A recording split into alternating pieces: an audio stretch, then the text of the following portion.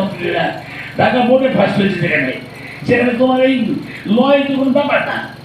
লজের এক্সামিনের পরীক্ষা দেয় বলছে হুজুর কি লেখে দিয়ে আসতে পারি না তার ভিতরে আবার নোট চাই যেহেতু ইংলিশে লেখা তো আমরা জানি ইংলিশে কত সহজ এবং আমি তো মনে করি যে ইংলিশে আরো সহজ আগে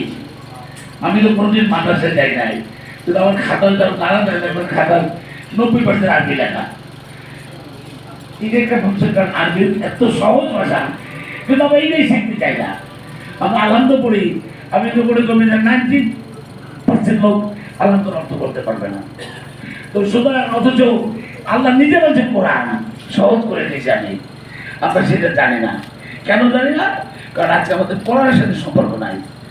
আজকে আমাদের স্ত্রীর সাথে সম্পর্ক নাই সম্পর্ক আছে ভাবির সাথে সম্পর্ক আছে আমার বউয়ের বন্ধুর সাথে হচ্ছে ভালোবাসা দরকার আমার স্ত্রীকে ভালোবাসা দরকার আমার সন্তানকে আমি যখন ক্লাস 12 গিয়ে ভর্তি হই আমি আব্বার কাছে আমি মানে 11 ভাই বোনের সবচেয়ে ছোট তো আব্বার আদরের সন্তান তো আব্বা আমাকে স্কুলে এত ছোটকালে দেবে না ক্লাস 12 ভর্তি করলো বড় হইয়া তুই থার্ড হইলাম আমার আব্বা আমাকে বলে আব্বা থার্ড হয়েছে বাংলাদেশে কয়জন থার্ড হয়েছে পারে মেয়া আমি বলবো আব্বার আব্বা আপনি একটা করে কথা বলতেন তো আমি এই যে আব্বার কথায় এত আনন্দিত হলাম তো আমি আপনাদের এই যে বলবো যে আমরা বাচ্চাদের আদর করি আজকে বাচ্চা নাতি আমরা আদর করি না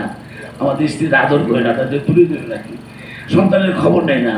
সারা যদি আছে দাম দেয় টাকা টাকা টাকা আর এই দিনে মাদকের কথা বললেন আমি তো বলবো মাদকের সাথে আরেকটা জিনিস জড়িত ঘুষ অবৈধ আমি তো চাকরি জীবন দেখেছি যারা অবৈধ পয়সা পায় তারা ঘুষ ছেলে লন্ডন পারি আমেরিকা আমি চাকরি করি আমি বললাম গোলাম চাকর আমার বেতন মাস গেলে বড় 25,000 30,000 বেতন বাড়ছে আমি 1 লাখ ধরে তাকে আমি 5 লাখ টাকা বেতন দিয়ে কি করে জাপান পাঠান কি করে অস্ট্রেলিয়া পড়ান তো সেকশন তারা আপনাকে জমি টাকারই করবে তো এইটা আমাদের চিন্তা করতে হবে এই তোমার সময় এসেছে আপনার আমার ভালোর জন্য আমি অনেক সময় বলি যে তুমি কি উপকার করবা যে নিজের উপকার বোঝে না যে নিজের ভালো বোঝে না সে অন্যকে উপকার করবে আল্লাহ তাআলা দেখে ইমানের শক্তি না এখানে সূরা আনফাল আপনার বসে না আপনারা পড়বেন এবং এত তফসির আছে এখন বাংলায় ইংলিশে আর এই যে মোবাইল আমরা তো মিস ইউজ করি মোবাইলে যে কত ধরনের অ্যাপস আছে আপনি জানতে চাইবেন জানতে আপনি বিনা পরে জানতে পারলেন এই সুযোগ আমরা সারাদিন আমরা যেটা কি লেখের ছবি সারাদিন দেখি এইটা হত্যা কিন্তু এখানে যে ভালো জিনিস আছে এটা তো আমরা করি না আমরা সায়েন্সের দোষ নেই কিন্তু প্রযুক্তি আমাদেরকে যে ভালো জিনিস আছে সেটা আমাদের জানা দরকার যাই হোক আমাকে প্রধান অতিথি আপনারা করেছেন আপনাকে যা দোয়া চাই এবং এই প্রেসক্লাবের মতো জায়গায় যে এই প্রধান অতিথি এবং এত সম্মানিত লোক আর এখানে আমি তো মনে করি আপনার এখানে যারা আছেন বাংলাদেশের সবচেয়ে শ্রেষ্ঠ এবং সবচেয়ে পরেজগার লোক সবচেয়ে আল্লাহ লোক এখানে আছেন আমার মনে হয় আপনাদের দোয়া চাই আল্লাহ যেন আমাদেরকে আবার জান্নাতে আমাদের সাথে একসাথে দেখা সাক্ষাৎ হয় আর কর্ণের ভাই তো বলে গেলেন যেহেতু একেবারে নির্দ্বিধায় যে শিবিরের ছেলেমেয়েরা উল্লেখ করা তা আমার কথা সেটা না কথা হলো যে আমাদেরকে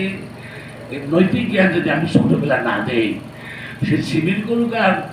যাই করুক সেটা বড় কথা সেটা মানুষ হইতে না পারলো আমার সন্তান যদি আমার কলিজার টুকরা আমার চোখের শান্তি না হলো আমার সন্তান আল্লাহ দোয়াও শিখে দিয়েছে যে ওই স্ত্রী ওই সন্তান চাও যে তোমার চোখের শান্তি তোমার আমি আর করতে পারবো না আপনাকে দোয়া চাই আপনাদের আমার যে কোনো আমাকে পাবেন নাম্বার তো জানা থাকে তো লয়ের ব্যাপারে হোক আইনের ব্যাপার হোক এবং পুলিশের ব্যাপার হোক আমি আইজি অনেক সময় ধমকাই আমি যদিও আইজি হই না আমার ব্যাচে আমি 82 ব্যাচ কিন্তু আমি আপনার সমস্ত ক্যারিয়ার প্রেসিডেন্ট ছিলাম বোর্ডে তো আমার ওই সেক্রেটারি ছিল বাংলাদেশ ব্যাংকের গভর্নর ফজলে কবির তো ফজলে কবির অফিসে একদিন গেলাম ব্যাংকের তো আমাকে রিসিভ করতে নাইমে এসে তো সবাই বলে আর এমন কোন হুজুর আইসে লম্বা জামা টুপি মাথায় লম্বা দাঁড়ি তাকে রিসিভ করতে গভর্নর গেছে তাই আমি বলে আরে বেটা your governor but he is my secretary তো যেখানেই গেছে আপনার 10 সম্মান পেয়েছি ইন্ডিয়াতে একজন যায় 4 বছর বাদ ইন্ডিয়ান গভর্নমেন্টের স্কলারশিপ দেয় পুলিশ থেকে তো সেখানে আমার যাওয়ার সুযোগ হয়েছিল তো সেখানে আমি প্রেসিডেন্ট ছিলাম 37টা দেশে তো আল্লাহ যেখানে যায় সেখানে সম্মান পায় শুধু আজকে যে আমি এই বিশেষ অতিথি, আমাকে বাড়িতে প্রধান অতিথি। আল্লাহ এই কোন সম্মান ছিল যেন জান্নাতে ঢুকতে পারি একবার। আর জান্নাত এমন একটা জিনিস, ওইখানে ঢুকলে আর তো আমরা বের হতে হবে না। আল্লাহ আমাদের সবাইকে কবুল করুক। আমরা এখানে সবাই যেন জান্নাতে আবার দেখা সাক্ষাৎ হয়, আমরা তো জান্নাতে থাকতে পারি, দুনিয়াটাই আমরা জান্নাত বানাইতে পারবো। শুধু আমাদের সৎ ইচ্ছা থাকতে হবে, আর কিছু না। ওকে, তার মধ্যে আসসালামু আলাইকুম।